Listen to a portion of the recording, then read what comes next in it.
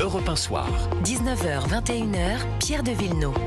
Autour de la table avec Gilles Boutin, bonsoir. Bonsoir. Journaliste politique et économique au Figaro. Bonsoir Alexandre Malafaille. Bonsoir Pierre de Villeneuve. Fondateur du think tank Sinopia. Bonsoir Christian Saint-Etienne. Bonsoir. Merci d'être avec nous, économiste universitaire, auteur de Trump et nous, comment sauver la France et l'Europe. C'est paru chez Odile Jacob. Vous signez une chronique sur la France, un pays à la dérive. Les Français s'appauvrissent collectivement. Seule une planification stratégique pour reconstruire des filières de financement et de production sortira le pays de l'ornière. C'est assez intéressant que vous disiez ça et on va le développer dans un instant. D'abord, je voudrais qu'on écoute la ministre des Comptes publics et c'est également en écho au fast-checking, pour parler en bon français, de Gilles Boutin dans le Figaro, puisque Amélie de Montchalin, qui était au micro d'Europe 1 ce matin sur CNews et sur Europe 1, a assuré que les impôts pour les ménages et les PME n'augmenteront pas.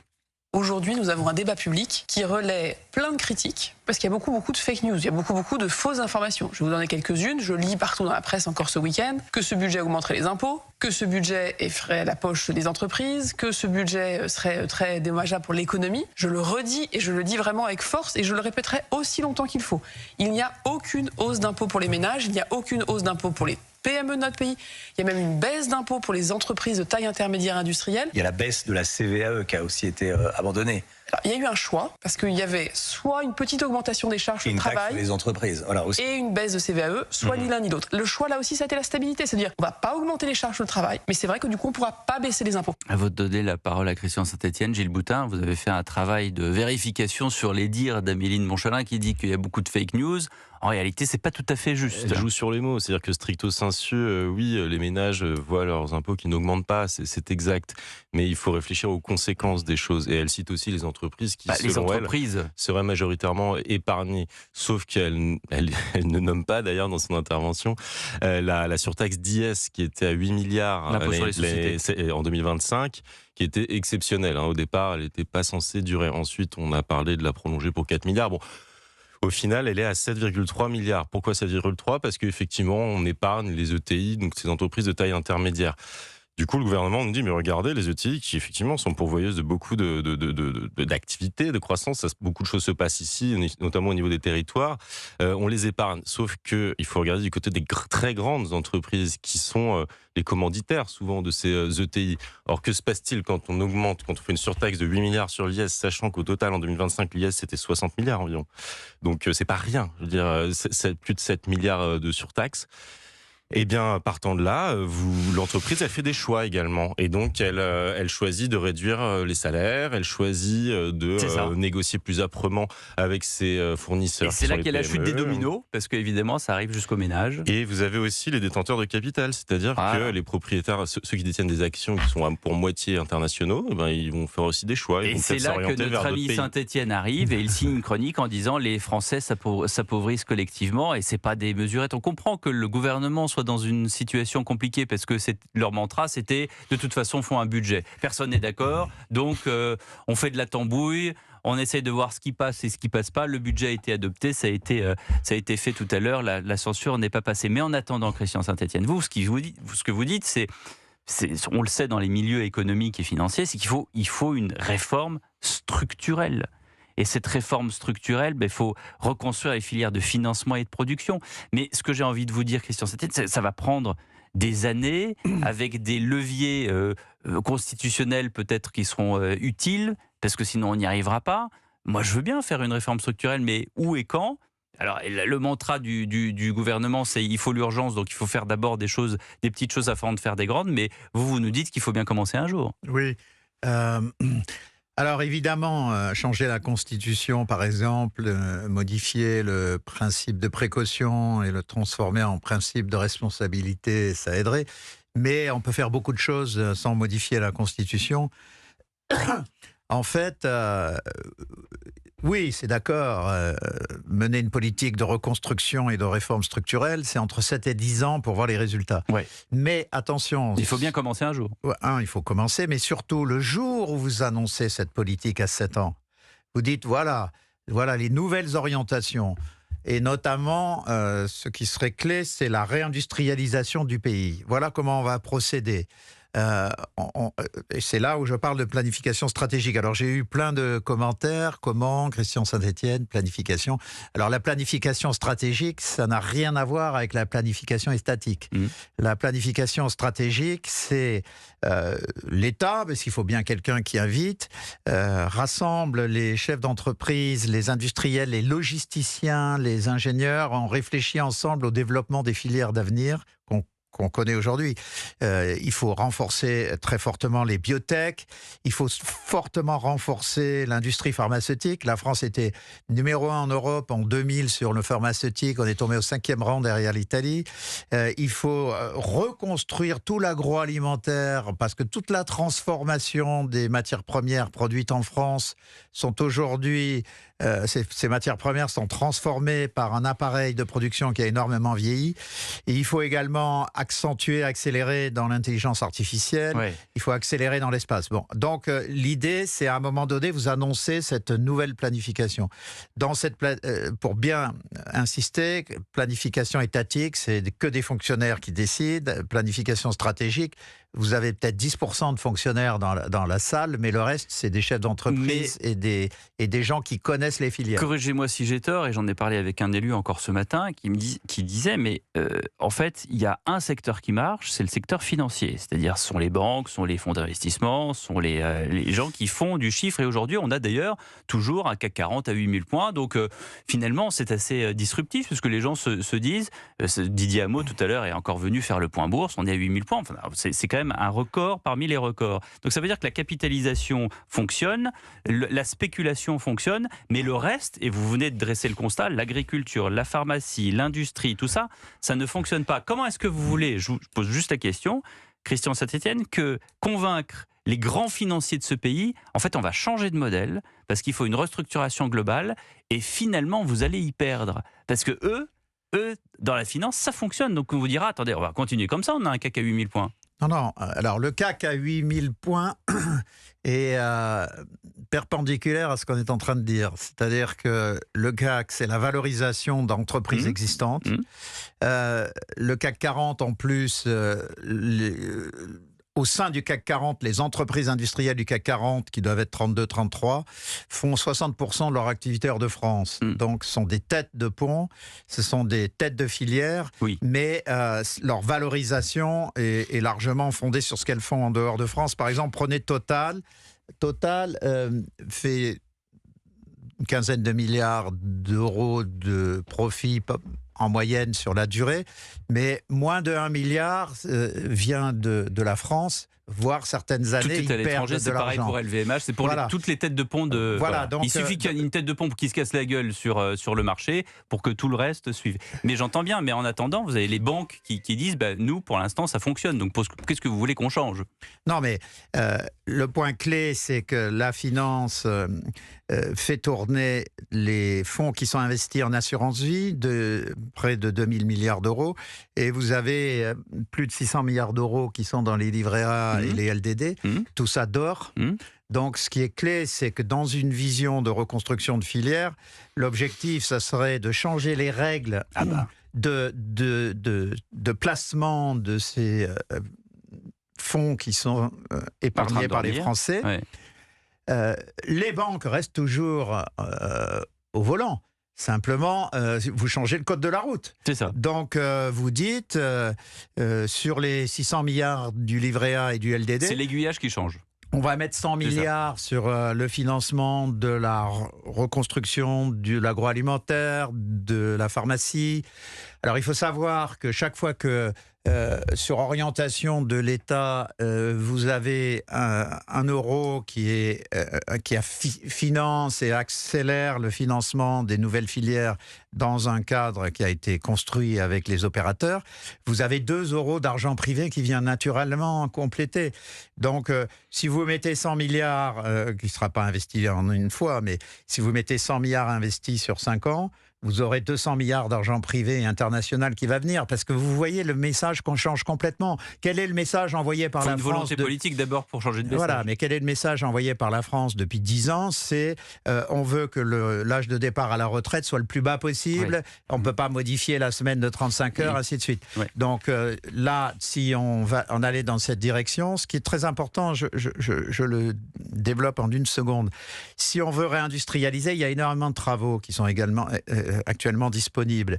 Vous le savez ici parfaitement, Pierre, c'est que nous avons une industrie manufacturière qui représente 9,5% du PIB en France. La moyenne de l'Union européenne, c'est 14,5%. On a 5 points à rattraper. On est toujours en retard partout. Et vous pouvez regarder tous les tableaux. Ce qu'on sait maintenant, c'est que pour retrouver un point de plus, il faut 10 000 hectares.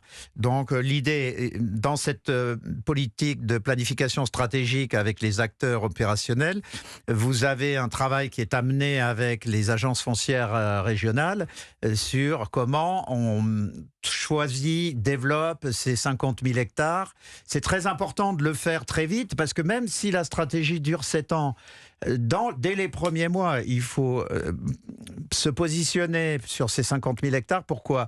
Parce que vous avez actuellement... Vous avez dit une seconde. Non, mais vous avez actuellement... je termine. Vous avez actuellement 300 000 hectares de friches en France. Oui. Mais il suffit qu'un escargot vienne, c'est plus une friche. Donc c'est très important d'acheter... Vous avez déjà parlé de ce système agraire qui est complètement pas du tout à la page. C'est l'ancien schéma et il faudrait le changer. Alexandre Malafaye, une question pour vous. Alors Christian, 2 questions en fait. Dans l'article du jour, dans la Tribune des Échos, il y a un regard assez sévère porté sur l'euro et sur la zone euro. Est-ce qu'il faut sortir de la zone euro aujourd'hui ? Est-ce que c'est salutaire ? Et deuxièmement, quand on se regarde, on a plutôt tendance à pleurer, mais finalement, on est à la dérive, on n'est peut-être pas les seuls. Quand on se compare, est-ce que les autres vont aussi mal que nous ou est-ce que vraiment on a des raisons de s'inquiéter ? Alors, sortir de la zone euro, ça n'a pas de sens à froid. Parce que c'est pas l'euro qui a causé nos problèmes, c'est la façon dont on a conduit la politique de la France en zone euro. On a cru que l'euro allait nous protéger, on a cru que l'euro nous permettrait de faire des bêtises. En réalité, l'euro est un accélérateur des divergences. Donc si vous avez moins de productivité que l'Allemagne, moins d'exportation que l'Allemagne, au bout d'un moment, ce qui est le cas, ça aggrave vos problèmes. D'ailleurs, la France se rétracte en poids au sein de la zone euro, donc on ne peut pas accuser la guerre des monnaies, puisque c'est avec nous sommes 21 aujourd'hui dans la zone euro, donc les 20 autres partagent la même monnaie. On a perdu 1 point en 5 ans, c'est ça ? Un point de part de zone euro en 5 ans. Plus. Et donc, le point central, c'est que dans ce contexte, si on doit renouveler et reconstruire notre économie, alors il y a après 15 ans de dérive, il y a une petite nouvelle positive, c'est que du fait de la façon dont le gouvernement a traité la question de la hausse des prix liée notamment au prix de l'énergie en 22-23, on a eu une moindre inflation interne en France qu'en moyenne dans la zone euro, une moindre hausse des salaires. Donc on a une minuscule amélioration de notre compétitivité prix parce qu'on a un coût du travail relatif aux autres qui a un peu baissé, mais dans un contexte où on l'a payé par de la dette. Voilà, mais où on a perdu massivement de la compétitivité dans les 20 années. En attendant, Alexandre, on paye tout par la dette. Oui. Et si on se compare, il y a des pays si on se compare, on a fait une erreur gigantesque en 2020 quand on a donné 200 milliards à l'Italie en croyant qu'elle était à genoux. Elle est devenue depuis la 4e puissance exportatrice au monde. Elle investit massivement sur la défense et l'espace. Donc nous, en fait, on oublie de compter dans l'endettement de la France l'endettement qu'on contracte à travers l'Europe. L'Allemagne, on dit que ça va pas très bien parce qu'elle doit restructurer son modèle économique, tout le monde le sait. Et énergétique. Et social. C'est que pendant 20 ans, dans la fameuse ère Merkel, l'Allemagne importait du gaz russe pas cher pour vendre des voitures à la Chine. Donc ce modèle a explosé, mais l'Allemagne est en train de se restructurer relativement rapidement. Et elle se restructure à partir d'une position où nous avons une dette extérieure de la France. Je ne parle pas de la dette de l'État, je parle de la dette de l'ensemble de la France vis-à-vis du reste du monde qui est autour de 700 milliards d'euros. Cette dette-là est plus inquiétante d'ailleurs que la dette publique de 3500. Mais l'Allemagne, elle a un excédent de 1500 milliards. Donc elle a beaucoup de cacahuètes dans la poche. Et la situation de l'Allemagne est nettement meilleure que la nôtre. Alors, est-ce qu'il y a des pays qui vont moins bien ? Le Portugal et l'Espagne, qui allaient très mal il y a 10 ans, sont repartis relativement fortement. La Grèce, elle avait chuté très fortement. Son PIB avait été réduit d'à peu près un quart, mais elle est repartie à la hausse. Et l'Angleterre ? Alors l'Angleterre... Là, vous touchez du doigt quelque chose de plus complexe qu'il va falloir marquer une pause. Et parce que l'Angleterre, voilà, c'est encore autre chose. Voilà. Europe 1 Soir. 19h, 21h, Pierre de Villeneuve. C'est pas le cercle des économistes, mais presque. On est avec Gilles Boutin, qui connaît l'économie très bien et qui en parle au Figaro, avec Alexandre Malafaille, qui parle de l'économie. Et qui a passé son bac aussi, et plus, et qui est fondateur du think tank Sinopia. Et puis avec un grand professeur d'économie qui est Christian Saint-Etienne, qui essaye de nous expliquer comment est-ce qu'on peut s'en sortir et de regagner des points alors que tous les voyants sont au rouge en ce qui concerne la France. Vous signez dans les Échos ce matin cette tribune, en effet, seule une planification stratégique pour reconstruire des filières de financement et de production sortira le pays de l'ornière. On parlait de l'euro à l'instant, c'est assez intéressant parce que jusqu'à il y a encore 6 mois, 1 an, on ne parlait pas de l'hypothèse de la sortie de la zone euro. Et vous disiez à l'instant, Christian, vous avez raison, il y a 21 pays sur 27 qui sont dans la zone euro, les autres ne le sont pas. On a beaucoup parlé du modèle polonais qui disait, tiens, c'est marrant, ils rentrent dans l'Union européenne, mais ils ne sont pas dans la zone euro. En réalité, les Polonais n'ont jamais voulu rentrer dans la zone euro. Une des raisons, on parle beaucoup de la politique du général de Gaulle en ce moment. D'ailleurs, les politiques se réclament tous du général de Gaulle. Ça commence à devenir un peu infernal. Mais on se souvient quand même que la politique économique des années 60 en France a eu lieu aussi parce qu'on a dévalué. On a dévalué, on a divisé la monnaie par 100. Aujourd'hui, avec l'euro, on ne peut plus dévaluer. C'était pas une dévaluation de 100, c'est qu'on avait changé la dénomination. C'est ça. Mais il y a eu une dévaluation qui était de 20%. C'est ça. 20%, c'est considérable. Oui, en fait, c'était une dévaluation. Donc, De Gaulle arrive en 58. En 57, on avait mis des droits compensatoires de 20% et le Fonds monétaire international nous avait demandé de les annuler. Donc, on avait dévalué de 20% pour effacer ces droits. Mais donc, c'était une dévaluation de 20%. Et puis ensuite, De Gaulle a voulu refaire un franc fort. Donc, il avait divisé la dénomination par 100. Mais enfin... Et dans les années 90, quand on fait l'euro, en fait, tout va très bien, Madame Marquise. On est quand même dans une situation de stabilité économique qui est rien à comparer avec la situation d'aujourd'hui. Alors, quand on décide de faire l'euro au début des années 90, la France va relativement bien. Elle a encore une dette très faible, notamment grâce à Raymond Barre.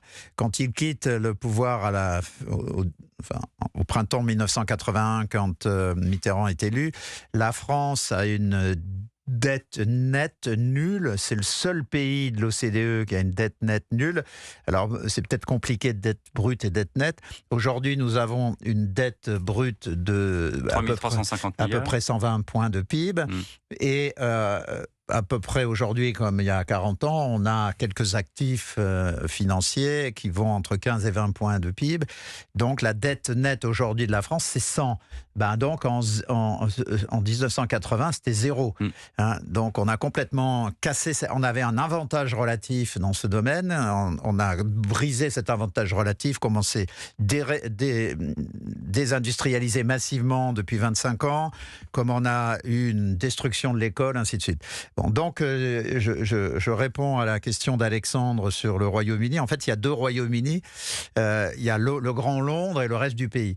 Alors, l'ensemble du pays a un peu souffert de la sortie, du Brexit. Il y a des études multiples au Royaume-Uni qui conduisent à évaluer que si le Royaume-Uni était resté dans l'Union européenne, son PIB serait 4% supérieur à ce qu'il est aujourd'hui. Mais en fait, c'est tout ce qui est hors le Grand Londres qui a payé. Le Grand Londres lui-même s'en sort très bien. Parce que la finance britannique a réussi à surmonter le Brexit. Les Américains, notamment les grandes banques américaines, investissent massivement à Londres. Et par ailleurs, si on adjoint à Londres, Oxford et Cambridge, qui sont des lieux de développement massif des nouvelles technologies, des biotech, ainsi de suite, le Grand Londres plus Oxford-Cambridge est en avance même sur la France.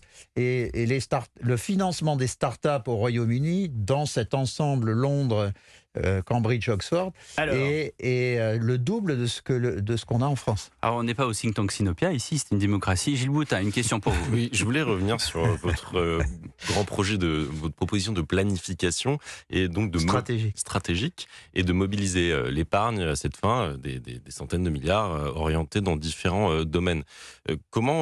J'imagine que vous l'avez chiffré, comment vous passez de la situation d'aujourd'hui à ce projet, puisque l'épargne des Français, le livret A par exemple, finance le logement social, la dette est largement détenue également via les produits d'assurance vie. J'imagine que le Trésor n'a pas très envie par exemple de réorienter tout cet argent qui consiste à détenir de la dette française. Mes questions judicieuses, donc évidemment, je ne bascule pas tout d'un jour à l'autre. Je bascule pas les 2000 milliards de l'assurance vie, dont les 3/4 financent la dette publique. Et par ailleurs, sur les 500 milliards du livret A, il n'y a qu'une fraction qui finance le logement social. D'ailleurs, on n'a jamais construit aussi peu de logements sociaux en France. D'ailleurs, le logement dans son ensemble s'est écrasé, ce qui est totalement cinglé, parce que c'est un des rares secteurs où la production se fait sur le territoire. Donc, il faut absolument relancer la construction. Mais c'est largement pour des raisons réglementaires qu'on se trouve dans la situation où nous sommes. Mais il suffirait de jouer sur les flux à venir. Hein, c'est-à-dire que, quand le livret A va pas bien, c'est que l'assurance vie va bien. Sinon, c'est l'inverse. Et l'un dans l'autre, les Français mettent 30 à 40 milliards d'euros nouveaux dans leur bas de laine. Et donc, il s'agirait de jouer sur ce financement nouveau sans modifier d'un seul coup les stocks. Ceci étant, ce qui est important, c'est vraiment l'orientation qu'on donne. Si vous êtes un grand investisseur international qui a regardé la France depuis 2 ans, vous n'avez absolument pas envie de venir ici. Alors, vous venez ici pour quelques jours. Vous venez ici sur la Côte d'Azur en vacances. Vous adorez le ski. Il y a Choose France quand même, il y a Choose France. Choose France dans les Alpes, mais sinon, alors qu'en réalité, notre potentiel est gigantesque. Mais sur ce point, il y a 4-5 ans, quand Elon Musk a voulu construire une usine de fabrication de ses voitures en Europe, il a failli venir dans le nord de la France, mais il a demandé combien de temps me faut-il pour trouver un terrain me permettant de mettre mon usine. Alors on sait qu'en France, c'est 2 ans minimum. Donc le président de la région Hauts-de-France lui avait dit, écoutez, je vais vous tout faire pour que ça dure 9 mois. On ne peut pas travailler comme ça. Si vous suivez la proposition de planification que je fais, notamment avec cette vision d'avoir rapidement, avec les agences foncières régionales qui existent déjà, un stock de 50 000 hectares. Alors c'est très important. Pourquoi planification stratégique? Je le dis en une seconde. C'est que les entreprises d'aujourd'hui ne viennent pas là où elles s'installaient au 19e siècle. Aujourd'hui, il faut savoir que la réindustrialisation, elle se fera uniquement en lien total avec la logistique, parce qu'on ne le sait pas forcément quand on ne l'a pas étudié, mais la logistique aujourd'hui, c'est 8 à 9% du coût de production industrielle. La logistique, c'est absolument clé. N'importe quelle entreprise. Voilà. Donc la logistique, c'est absolument clé. Et surtout, si vous avez la logistique séparée de l'industrie, vous avez des inefficiences colossales. Donc voilà, c'est une planification qu'il faut faire. Ça, ce n'est pas sorcier, nous avons encore d'excellents ingénieurs. C'est un truc qu'on peut faire en 6 mois.